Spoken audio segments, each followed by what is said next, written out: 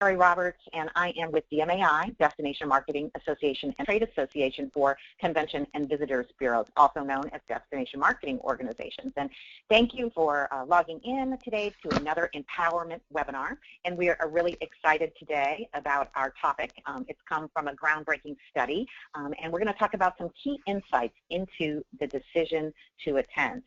And our guest speaker today is none other than Mickey Schaefer. She is the CEO and founder of the Experience Institute. And Mickey, I think when they coined the phrase mover and shaker, they might have been talking about you.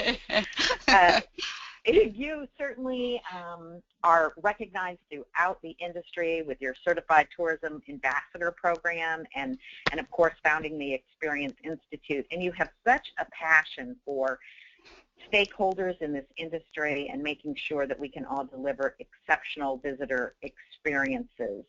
And you've been honored, I know in 2006 you were Convention Industry Council's Hall of Leaders for helping industry standardizations through the APEX initiative. I know Smart Meetings put you in their top 6 industry leaders in 2013. And once isn't enough, so 5 times Meetings has named you as the most influential person in the meetings industry. So those are some heavy credentials to live up to, Mickey, and I know that you've got an exciting new study that you're part of and have spearheaded, and we are so excited that you have decided to share the findings from phase 1 for the decision to attend with our audience today. Great. Well, thanks, Terry. I really appreciate having the opportunity to be on the phone. And hello, everyone out there. I wish I could see you. I'm sure I know a lot of you, and those of you that I know well know that those awards, honors were really never on my bucket list. But I really, truly believe in giving back to the industry, as do many of you. And I believe that we can make our industry better and for the generations that follow us, because we all will retire someday and be sitting, sipping our mimosas or whatever, and hopefully we will leave behind, as this study has begun, the image and vision, if you will, larger groups of attendees coming to conventions and a very healthy industry. So that's really what it's all about. So I'll go ahead and get into it. Terry, is the sound check okay? Am I coming through all right? Yeah, Mickey, you sound great, and I've given you control of the slides, so you should just be able to head off and give us some good insight here. Okay, great, super. Well, before I begin, many of you know I talk very fast and move very fast. I'll go through this pretty quickly in the time we have today. I will show you a URL where you can get the full report and also the executive summary. So if you feel a little frustrated that you can't take notes fast enough, don't worry. We have all the charts and graphs in a full report available, and I'll show you that in a moment. But first of all, the study is all about its landmark research on why people choose to attend conventions and exhibitions or not. So it really is a first look, if you will, at getting the industry to work together on both sides of the industry for an examination of the behaviors behind the decision to attend. And when we talk about behaviors, it's the nuances or the things that might tip the scale to get them to come to a convention. So we had lots of good input on it, and I'll just roll right in. First of all, it's about breaking out of old traditions and patterns of attendance promotion and achieving a new way of thinking about prospective attendees and what they want and need. Also, it's about looking at the behaviors, as I said, behind the decision to attend, upon which to enhance the promotion and marketing strategies, and having meeting professionals and DMOs work side by side to do so. And then hopefully our ultimate goal on all sides of the industry is to maximize attendance, have positive word of mouth about the convention, the exhibition, event, and the destination as well.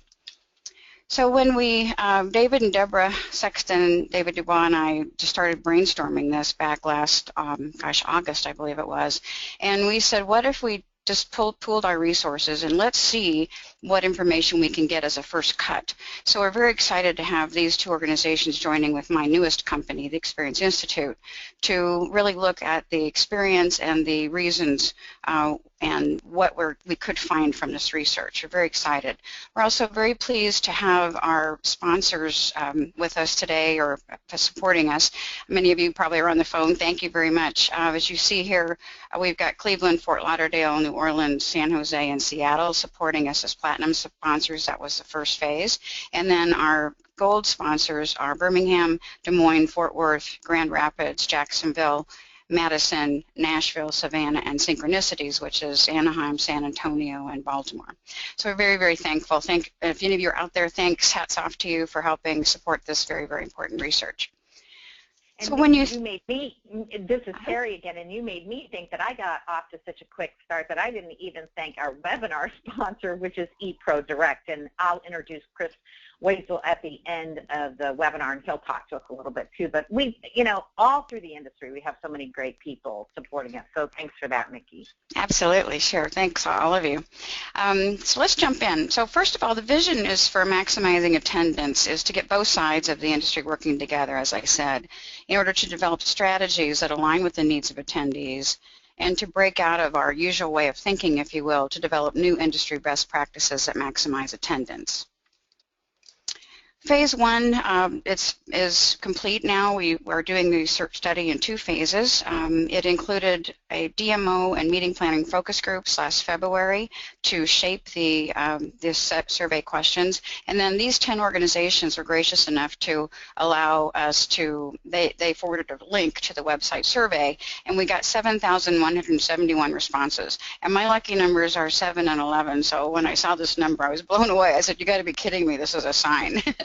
So it was really pretty neat to see that. So if you want to download the complete survey, go to pcma.org or IAED.com, their main sites, and you can either search on decision to attend study or go into their research phases. It's pretty easy to find it, and if you have any problems, you can email me or email DMAI, and we'll get the phase 1 study to you.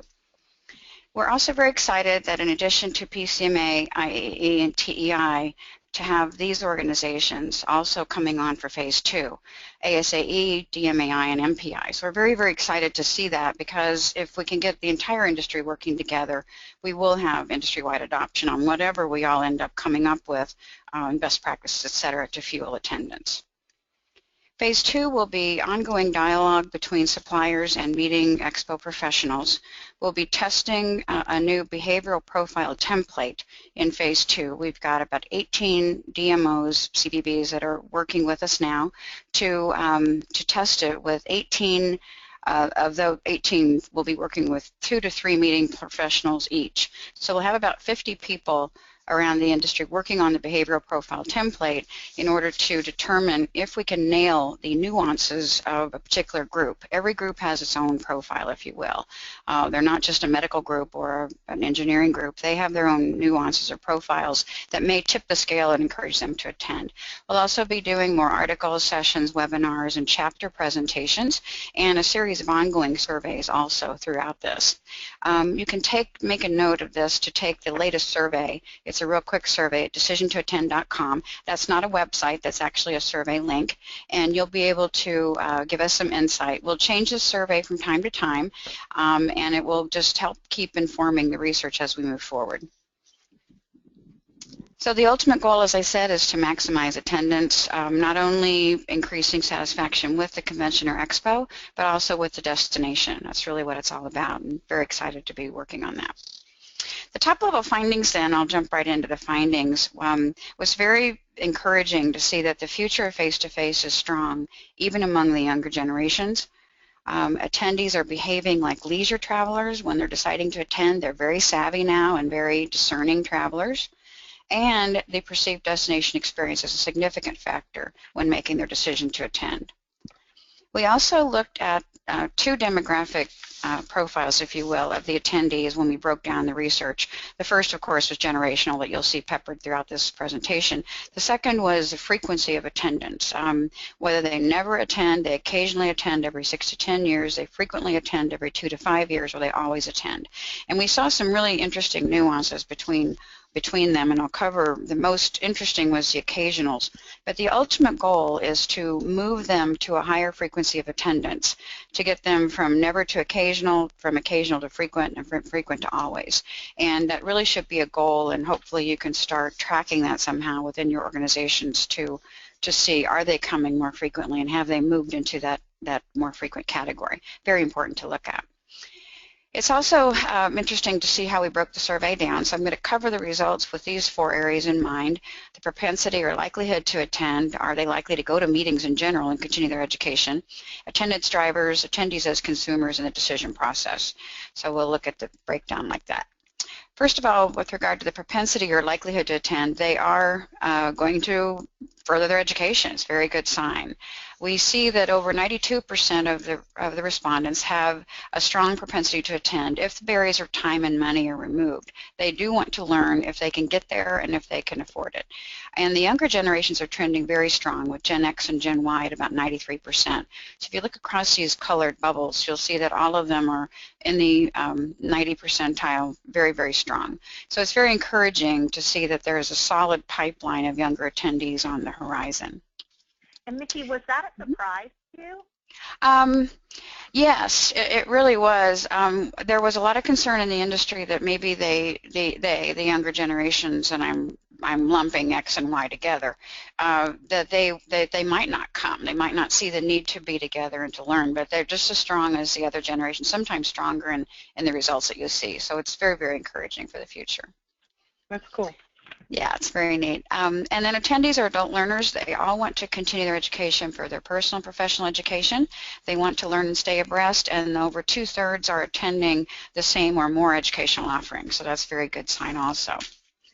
When you look at attendance drivers then, what will convince them to attend? And so let's look at this in the order of priority for these attendees. The importance of education was still very, very strong. And when we say education, it's programs, topics, speakers, and exhibits. They learn from all of those 4 areas. 95% indicated education was important or very important, and Gen Xers rated it even higher at about 2 percentage points higher than that. So very, very pleased to see that. 75% of the nevers and occasionals rated it as very important. So it shows that the primary driver is education and should be always, always, always be a strong part of the promotional message. The other strong one was keeping abreast and staying up with their profession or industry. 95% said that it's an important benefit. Did somebody want to jump in? Okay, Gen Xers and Boomers rated it the highest, and even 60% of the never and occasional attendees rated it very important. So think of that, that's almost 2/3. Very, very exciting to see that too. Keeping up with their profession and industry is an important attendance driver for all generations and all types of attendees. When you get into the importance of the destination location, 82% of all the respondents reported that the destination does factor into their decision. And many of them talked about wanting to not keep repeating at the same location, but going to have a rotation and going and being able to experience new places. A lot of them talked about that, which is very interesting. 57% of the always attendees say location matters. You think about that, half are going to go no matter where they are, versus 85 to 90% of the frequents and occasionals and nevers. That 85 to 90% of those that don't attend every year said it does matter. So overall, 30% say location is the determining factor. So think of that, that's 1/3 roughly are going to be swayed by that, and occasionals and nevers were near 40%, even higher. So the destination does definitely impact the decision to attend. And Mickey, you can, and I'm sure you know that we were excited at DMAI to hear about that destination impact. And, you know, we went to Austin this year for our annual meeting and, you know, saw a really big surge in attendance due to Austin being such an interesting destination and one that, you know, hasn't necessarily been on that rotational map. And people were excited about the city and thrilled once we were there. Absolutely, and it also lends itself to not just going, you know, if you repeat to a destination, you need to make sure that you look at the profile of that group and that you tell them about something new. Columbus, Ohio, that I work with, is doing an ale trail and a coffee trail, for example. So something new that they could do, and it might just tip the scale to get them to go. So destinations they're not creating any new destinations, but destinations are reinventing themselves, and we need to make sure that the attendees know that so that they don't think it's just still the same things there. There's new, exciting things to do, and that keeps destinations on their toes and also keeps people coming. So that's really what everybody wants, which is great. The next thing that was the fourth most important, was networking and staying connected with people like me. The Gen Y millennials were highest on this, which we thought was very, very interesting. Even the pre-boomers were at around 2/3. They want to be together. They want to see each other, and the Gen Y millennials definitely want to network and get their card handed out. 86% of the always attendees and 69, almost 70% of the nevers and occasionals agree that networking and making connections is important. So the people like me, wording in lots of different ways, lots of different verbiage came up over and over. They want to be with people that know their problems, that know their needs, and have businesses or professions like theirs. So very important to be with people like them. When we looked at social interaction, social media, 71% said that they value the on-site social interaction discussions, but only about 40% looked at social media as a benefit of attending, which we thought was interesting. It shows that they do want to connect face-to-face, and they won't spend a lot of time on social media during the meeting, but they will do it. And they do want to socialize on it, but not so much talking with their thumbs, if you will, but they want to talk together. Local websites and social media, they do search it because they want to see what the destination offers. So around 70% roughly will search before they make the decision. So it's important to have all your local websites sharp and crisp and clear and accurate, as well as your DMO website. 50% said they will look at what reviews say on social media, and they will look at what others are saying about the destination experience. So it's very, very important to keep looking at that and to keep encouraging, if you're a membership-based or partner-based DMO, to make sure that that your partners know this, that what they see, and it's on all of our Experience Institute research too, that says they do make a decision. Some of our research early on in developing our TEI standards, our Experience Institute standards, said that one quote was, "I don't want to go places that don't care. I don't want to spend my hard-earned money at places that don't care about me." So they are very discerning in where they want to go, and as an attendee, they're going to do the same thing. So it's very, very important. The next one is courting the occasional attendee. The value of the attendee is really, really important. The occasional attendee, they value education and networking. They're very, very driven by the destination experience, and they're not as price sensitive. We found that over and over. They will spend money. So they're very valuable. So don't give up. If they come every 6 to 10 years, try to get them to come more frequently. And they are very vocal, and they are very valuable attendees to focus on. Attendees as consumers, then, we've kind of led into that a little bit in the comments already. 50% say they are likely or highly likely to extend their stay or turn their trip into vacation, which will fuel additional room nights, of course. They may check out of the hotel, but that doesn't mean they've left. 47% are likely to bring others, a friend, family, companion, which also increases spending. And 76% say they will get out and about while they're there. And while they're out and about, they are forming opinions on their experiences. So it's really, I think, time, and maybe that can come out of the best practices that come out of all this working together side by side, is to have some kind of key metrics on the value of that group and the attendees to that destination beyond the peak room night and beyond heads and beds. These people, 50% roughly, will stay over, and they're going to spend, and that should be quantified somehow so that the meeting planner, event organizer, knows exactly the value of that piece of business to that destination, and the DMO does as well. I'm going to go through this pretty quickly. You'll see the positive in the blue and the negative in the yellow on these succeeding slides here. Return intentions, returning for leisure travel. If about 78% will return for leisure travel if they have a positive experience. So we like to say in our study they attend on someone else's dime and return on their own dime, which is very significant. With regard to return intentions for the city on the left and the convention on the right, about 84% will come back to the city if it's a good experience, and 78% roughly will come back to the convention if they had a good experience. So most people are potential repeat attendees to that city if the destination experience is positive. With regard to recommend intentions, recommending the convention expo on the left and recommending the destination on the right, same thing. We like to say the sale isn't made when the convention is booked. The sale is made when the convention leaves, because if they don't have a positive experience, they may not come back to that convention, and they may not come back to another convention at that destination, or they might not return for leisure. So the recommended part is very, very important to watch. As far as telling others about their experience, you see here, they will tell others of their positive experience right at about 90%, and around 54% will tell if they have a negative experience. But as you saw earlier, they won't come back. You know, year over year, thousands of attendees are coming into the destination and will tell others about that positive or negative destination experience, which is very, very important to monitor. So will they tell you if they're happy or not? We ask them, if it was quick and easy, would you be likely to do so? And we said give information on the left. You see here on the Convention Expo and information on the destination. They said yes. So capturing satisfaction feedback consistently and strategically is critical. And we like to say in our world with our Experience Institute, if you can't measure it, you can't manage it. So you need to have metrics on many, many things in order to be able to measure how you're doing. So the last part of it then is a decision process, and we'll close out with this, and then I'll get into some final checklists here. Who decides, when do they decide, and how decision to attend or not? First of all, as consumers and how attend is, room block and decision timing is very important. 80% stay in the block. Cost matters to them, and we're seeing a little bit of slippage with that room block with the Gen Y more so than the other generations. Many of them are not loyal to brands, etc. 56% of all those respondents said they decide within 3 to 6 months, around 28% within 2 months, and 10% less than 1 month. I'm talking to some shows that are saying that that's increasing, and of course it varies by group, but you need to be monitoring that very closely and seeing if that's trending and if you're starting to see that slippage, because it can be very serious for your room block, obviously.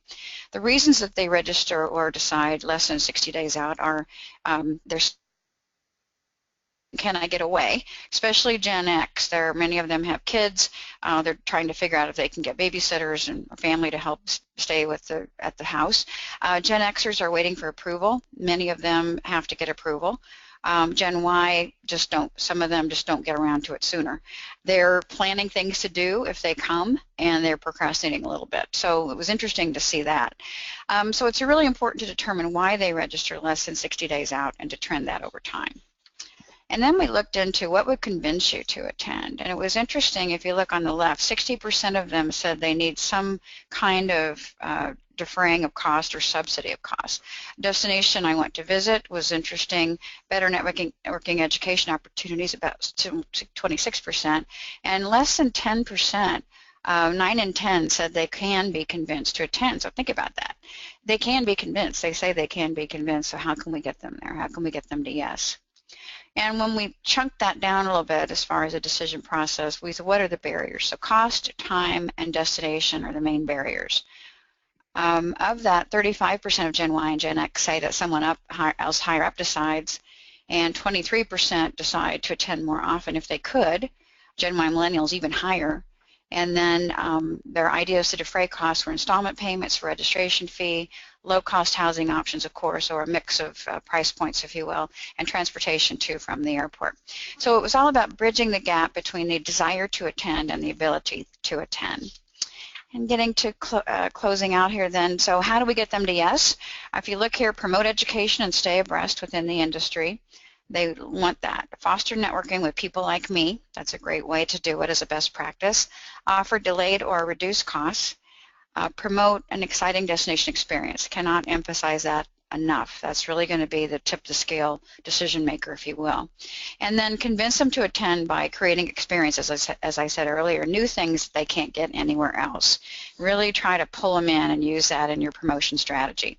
And then the 7, roughly within that last slide in this, of the important metrics to start trending is reasons for late registration, why they're staying outside the block, bringing others, are they extending the stay and bringing others, What are their preferred out and about activities, behaviors? What are they doing? Start listening to what your group's doing.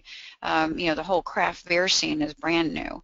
Not brand new, but pretty new, and you have a lot of people that are following that around the nation. Satisfaction also, again, with the convention experience and the destination experience, and then return and recommend intentions, of course, and then using those trend lines to build the optimal experience. So if you do all that, hopefully, with the vision is to create exceptional experiences, to target the promotional efforts to their behavioral interests, and hopefully what you'll do is change that question, do I want to go, to I'm going, and that's really where you want to be. So that's what it's all about, the study.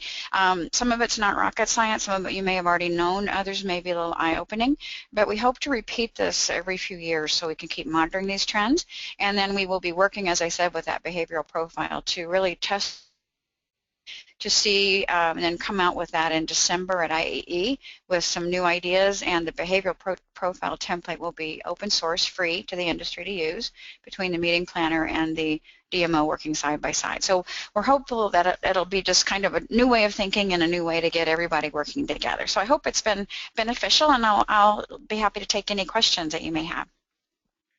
Well, Mickey, you were serious when you said, I said, oh, this is so much information. And you're like, I can get through it in a half an hour. And in fact, you did.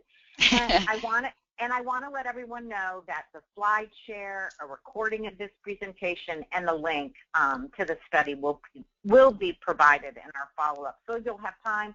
I think when, Mickey, when I looked through it online, and then I downloaded it and printed it and really had a chance to pick through it, so much started to bubble up. And I know that most of your intention in doing this is to really start conversations, between planners, DMOs, hoteliers, and you know, we want, on behalf of our CVBs, and are also known as DMOs, to really encourage planners to reach out, that they are really that best first point of contact to help planners understand, you know, how that destination can create or recreate themselves to attract their attendees. And as part of our webinar experience, we want to be able to educate planners about going to empowerMINT.com to connect with destination experts in that regard.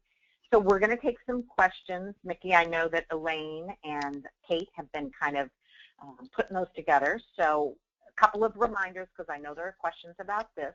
You are eligible for half an hour of CMP credit under Domain I, which is marketing. And if you will look in your inbox in the next 5 business days, you'll be getting your CMP certificate and a link to the webinar recording, the slide share, and all the links that Nikki told you about. Check your spam, because so often, unfortunately, that's where it ends up. Before we go to questions, I'd just like to, again, welcome Chris Wessel from ePro, and they are our sponsor. And Chris, do you have maybe just a quick comment for our audience in terms of how ePro might be able to support planners as well? I sure do. Thank you so much. And Nikki, that is just terrific information. I'm excited to download it, and it's great to see that the industry is coming together to uncover this, because obviously we know how critical the attendance is for events and the impact it has on the overall economy. So thank you very much for putting this together. And Terry, thank you so much for our partnership. We're thrilled that we've had such a long partnership with DMAI, and I'm thrilled to be on the webinar.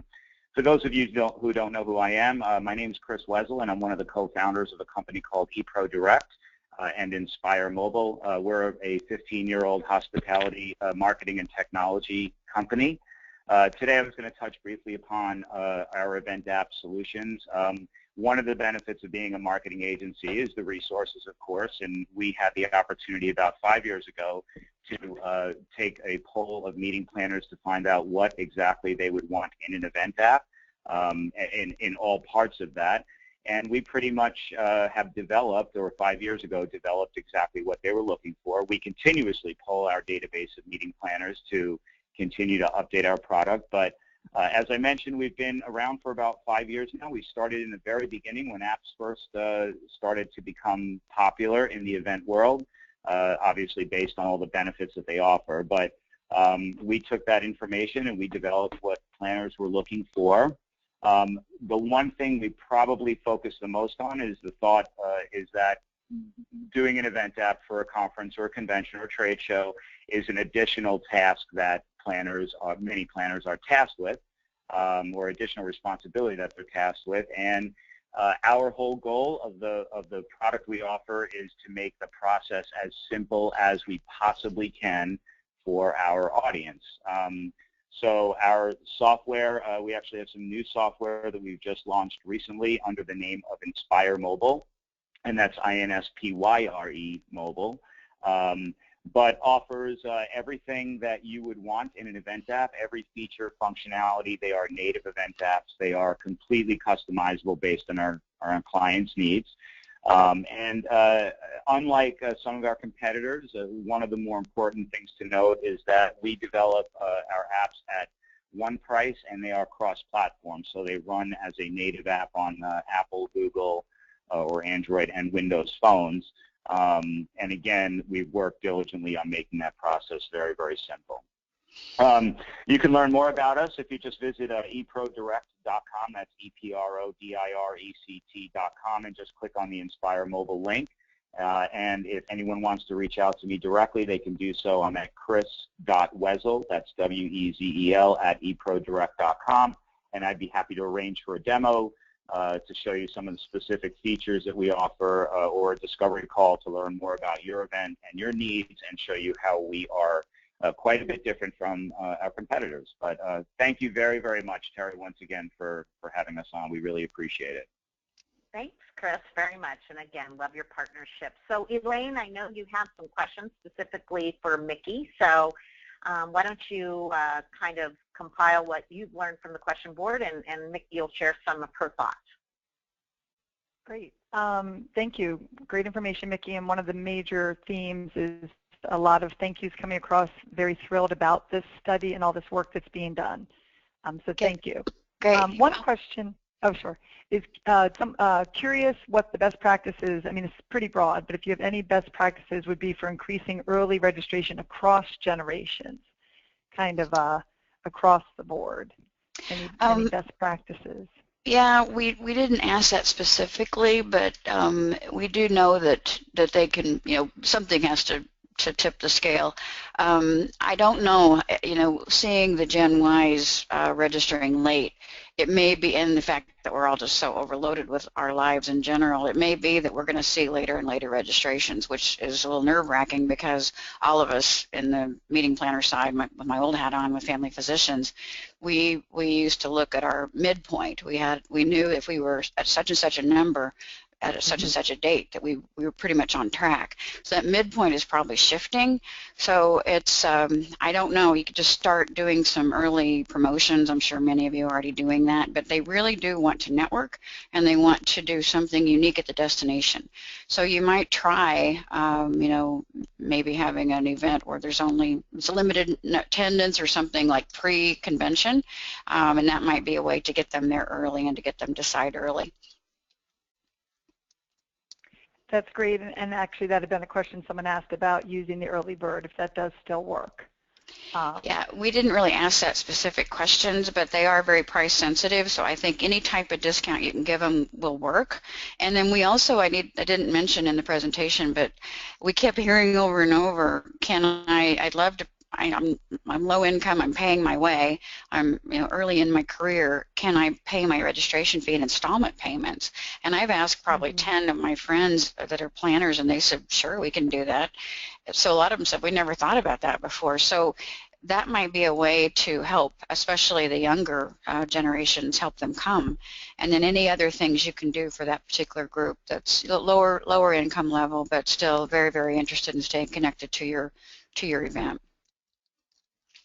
That's great, because a lot of these questions, exactly, just ideas of, like you said, local tours, doing some new and unique fun things to offer attendees as an incentive for the destination.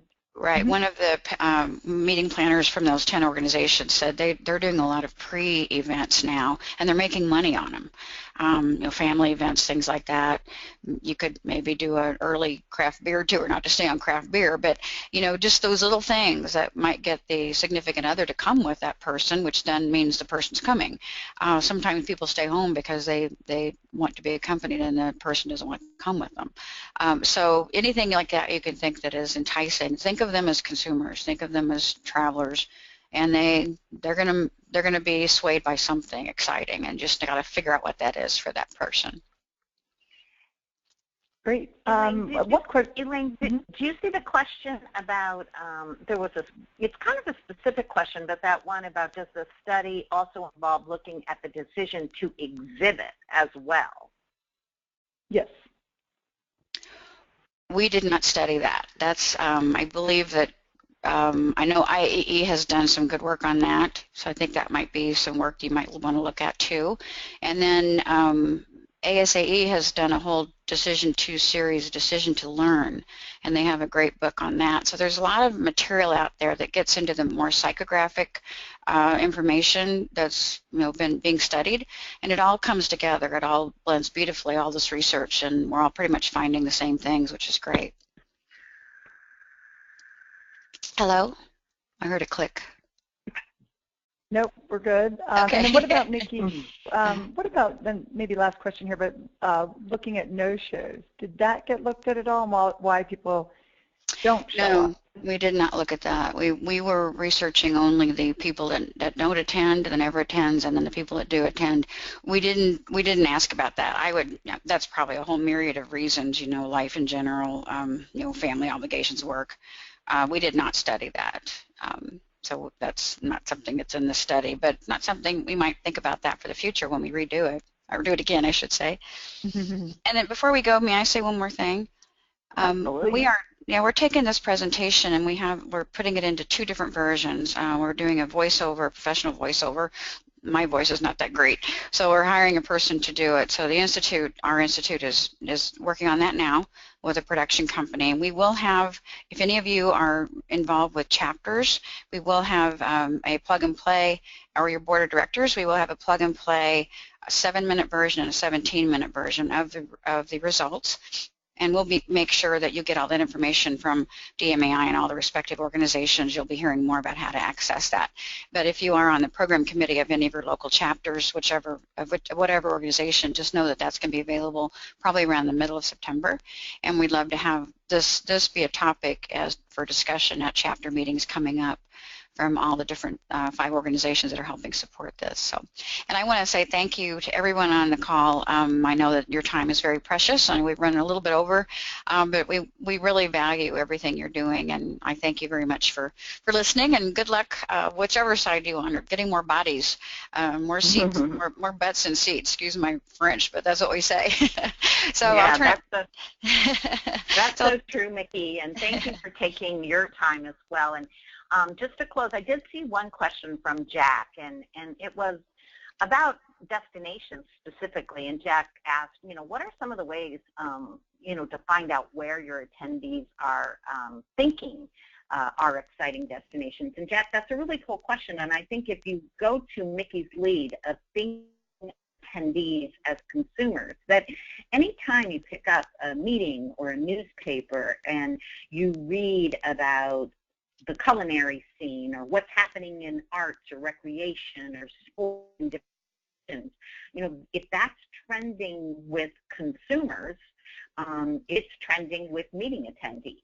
Whatever is hot for leisure travel is hot for meetings and conventions as well. And I know that our destination experts, our DMOs, sales professionals are eager to talk to you all about what's trending in their destinations and how they are continuing to reinvent themselves. So I would direct you there as well. And everyone, thank you, Elaine and Kate, for monitoring questions.